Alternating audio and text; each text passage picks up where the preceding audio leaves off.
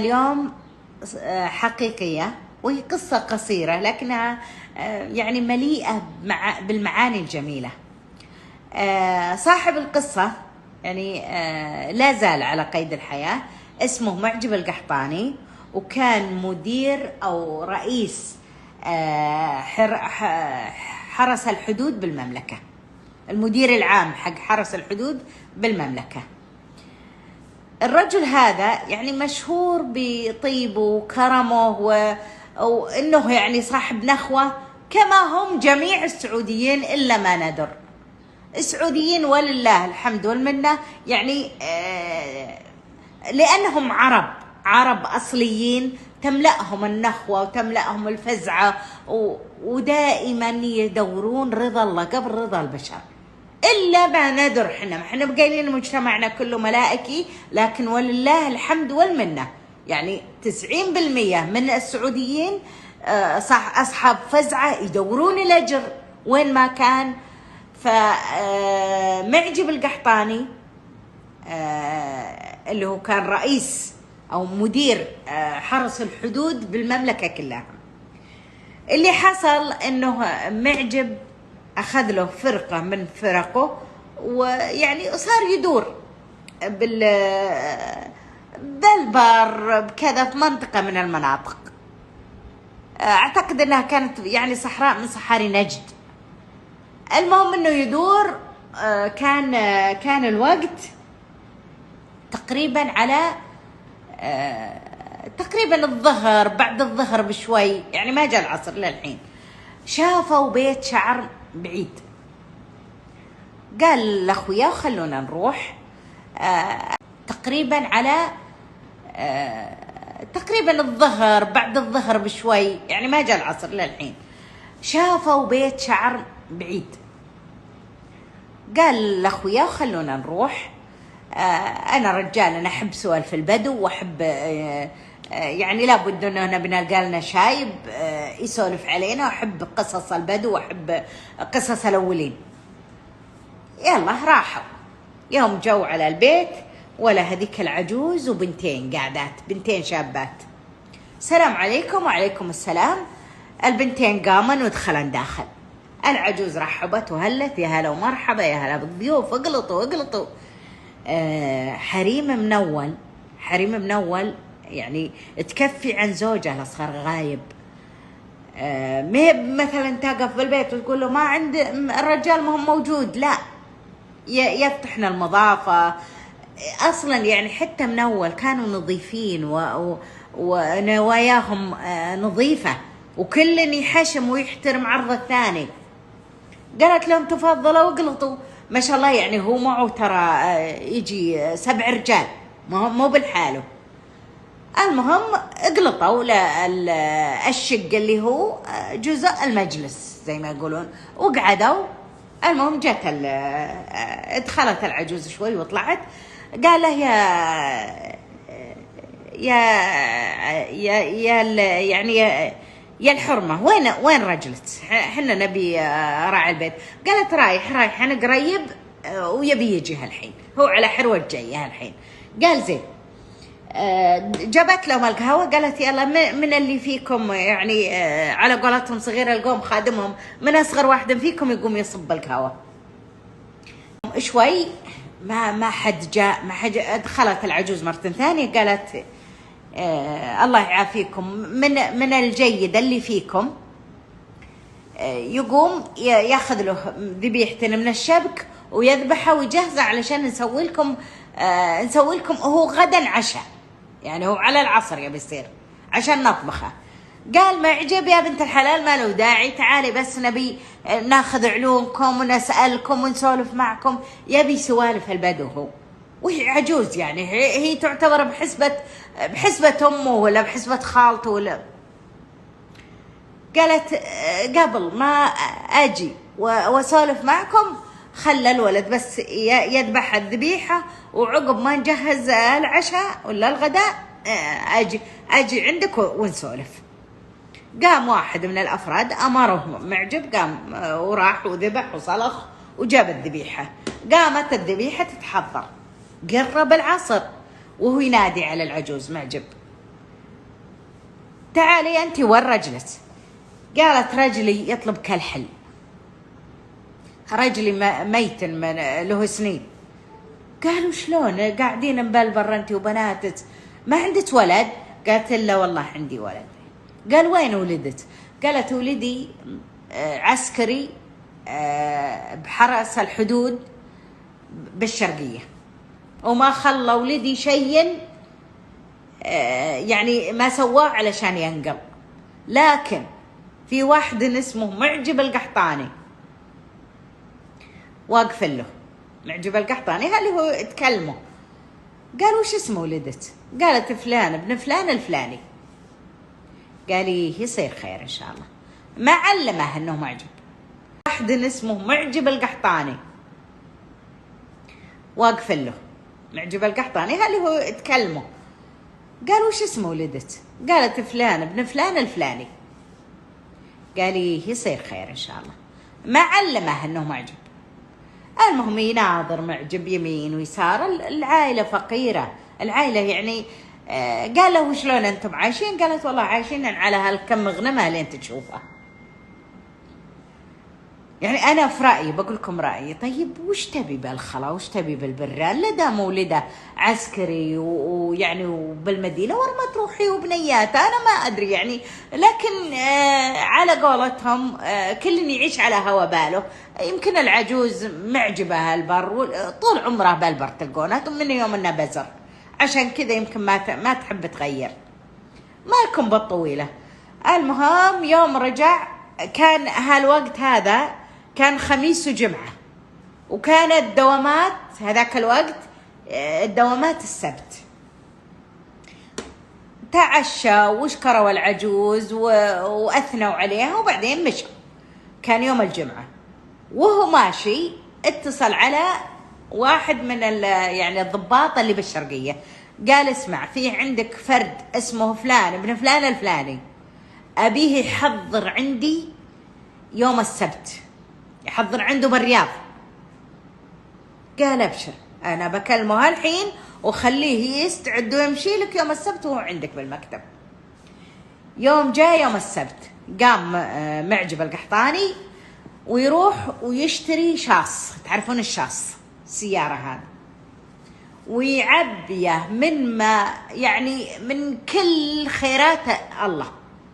هو يعني من كل خيرات الله، هو رز، هو سكر، هو طحين، ما خلى شيء بالسوق ما حطوا بهالشاص.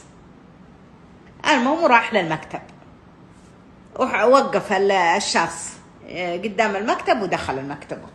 يوم دخل قالوا يا عقيد، الظاهر انه عقيدة وكذا، انه في واحد يقول انك طالبه. قال يدخلوا عليه وهو يدخل الفرد.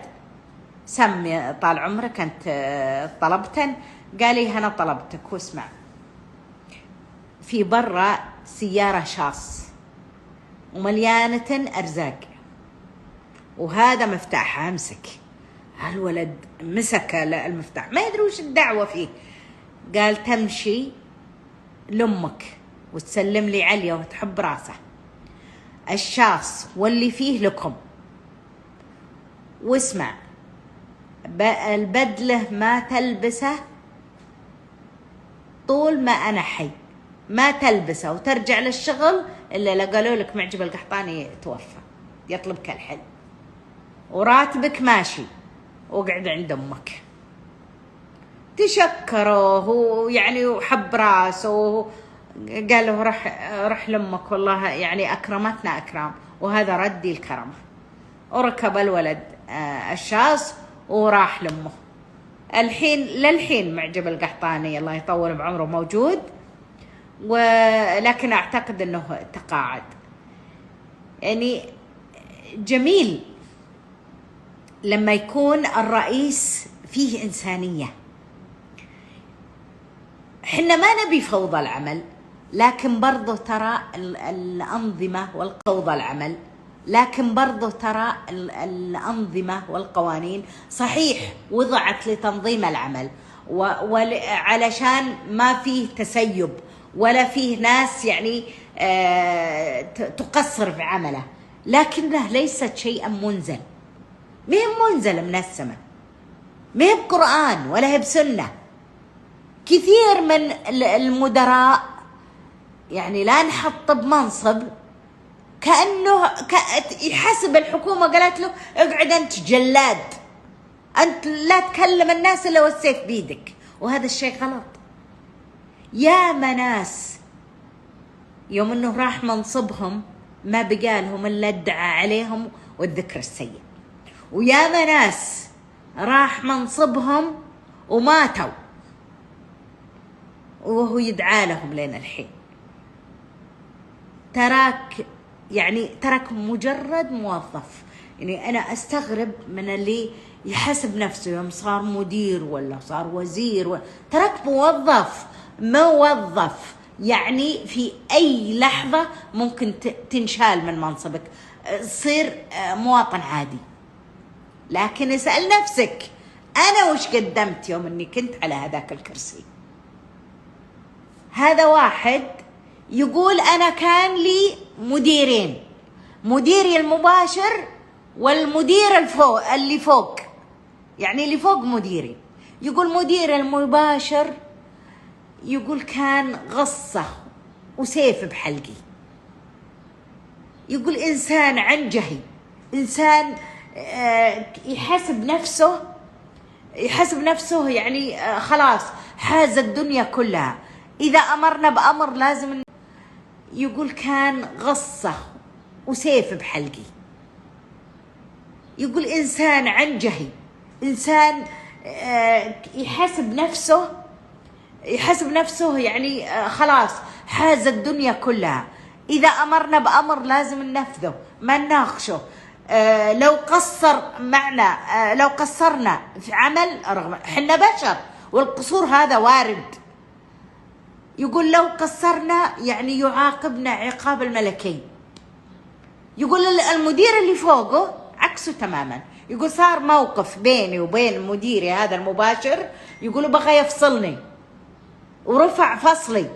يقول المدير الكبير يوم جيته اوراق فصلي قال لا ما افصل، انا بني ادم، انا ما كلمت ولا ادري وش عنده وش ما عنده. يقولوا طلبني، يقول قلت له يا طويل العمر كذا كذا كذا السالفه. قال يا وليدي انت توك مشتغل والشغل يبي له تحمل والناس ما هي كلها زي بعضها. يقول عطاني دفعه معنويه. يقول قال لي رح انا ويقولوا شقق اوراق فصل قدامي. قال رح ان المدير يقول انك غبت اسبوع. يقول قلت له انا ناوي نفصل يا مغيب اسبوع خلاص، يعني ما عاد اقدر اتحمل المدير. يقول قال لي اعتبر الاسبوع هذا اجازه من عندي وارجع شغلك وتحمل يا ولدي، ترى الدنيا يبي لها تحمل ويبي لها صبر ويبي لها سعة صدر. يقول خلاني احب شغلي بكلامه هذا. يقول درجة صرت اقدم اللي اقدر عليه واللي ما اقدر عليه، ابي رضا الله ثم رضاه. يقول المهم الدنيا دارت انقلوني القسم ثاني. يقول المهم الدنيا دارت انقلوني القسم ثاني. يقولوا أبدعت فيه وخدت المركز الأول على الموظفين، صرت أنا الموظف يعني المميز. يقول توفى المدير الكبير، مو مدير المباشر، يقول المدير الكبير، مدير المكان كله يعني توفى. يقول الحين متوفي له أكثر من 10 سنين. يقول والله ما رفعت إيدي أدعي الوالديني إلا أحطه معهم، وما مديت صدقة عن والديني إلا حطيته معهم. يقول هو ما سوى لي شيء لكن طيب خاطري. اللي يعني الكلمة الحسنة، الابتسامة، كلها صدقات هذه. أنا كمديرة ولا أنت كرئيس، ولا لما يجيك موظف يجيك ما يعرف من الشغل إلا اللي يدرسه، أنت عطوا خبرتك واصبر عليه وتحمل، ولا يعني تقعد له. من صفات المدراء، وهي صفة ما تصير إلا بالمدير الضعيف اللي يعرف إنه ما يقدر يقود ناقة، ما يقدر يقود عنز، مو بناقة. وش الصفة هذه؟ إنك تتقعد للموظف. أنت متقعد للموظف لأنه بإيدك صلاحيات، أنت إنسان ضعيف، أنت الصلاحيات هي اللي قوتك، هي اللي عطتك شخصية، ولا أنت بدون شخصية. لأن أنا كمديرة يعني قدامي الموظف، شوفوا في فرق بين إني أصبر على موظف وبين إني أترك موظف يعني يعبث أو يصير يعني فوضوي أو ما يداوم. في فرق. هنا أنت استعملي النظام، تغيب، تسبب لك فوضى بالمكان، يعني صعبة المراس، هنا استخدم النظام. لكن يجيس إنسان ما يعرف، علمه، أجيب له ناس يعلمونه من نفس العمل، ما أقعد أتعنطز. ترى كلنا دخلنا مجال العمل ما ندري عن شيء. أنا اللي أكلمكم، كنت في شعبان طالبة، زين، جانا رمضان، شهر 1 2 3 أنا مدرسة، شهر 3 أنا مدرسة. تعلمت التدريس، صحيح يعني تدريب بسيط، لكن لما دخلت مجال التعليم في أشياء كثيرة بيتعلمها.